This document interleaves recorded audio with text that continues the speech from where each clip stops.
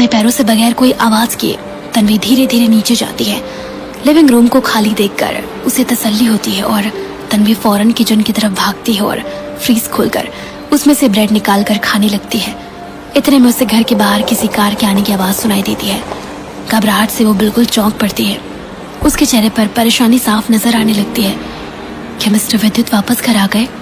तन्वी के मन में सेट पर हुई बात फिर से आ जाती है। नर्वस होकर वो फ्रिज को तेजी से बंद करते हुए अपने बेडरूम की तरफ जा ही रही होती है कि उसे लिविंग रूम में कोई आता हुआ नजर आता है।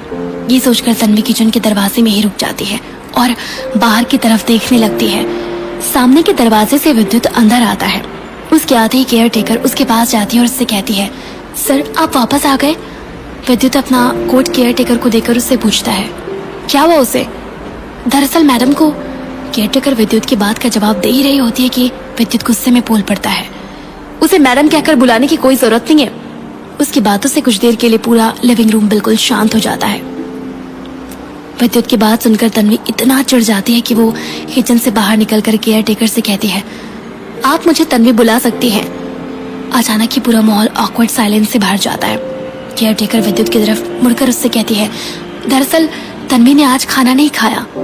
वहीं तन्वी के हाथ में ब्रेड देखकर विद्युत गुस्से से केयर टेकर की तरफ देखता है। केयर टेकर तन्वी के चेहरे पर लगे ब्रेड को देखकर अपनी बात पूरी किए बिना ही चुप हो जाती है। विद्युत को लगा था कि आज की बेइज्जती के बाद तन्वी बहुत परेशान और उदास होगी, पर तन्वी के हाथों में ब्रेड लिए किचन से आता देखकर विद्युत को काफी गुस्सा आ जाता है।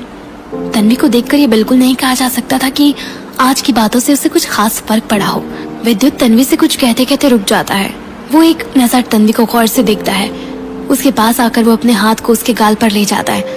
इससे पहले कि तन्वी कुछ भी कह पाती, विद्युत उससे पूछ लेता है, तुम्हारे चेहरे पर ये निशान कैसे? तुम्हें किसने थप्पड़ मारा?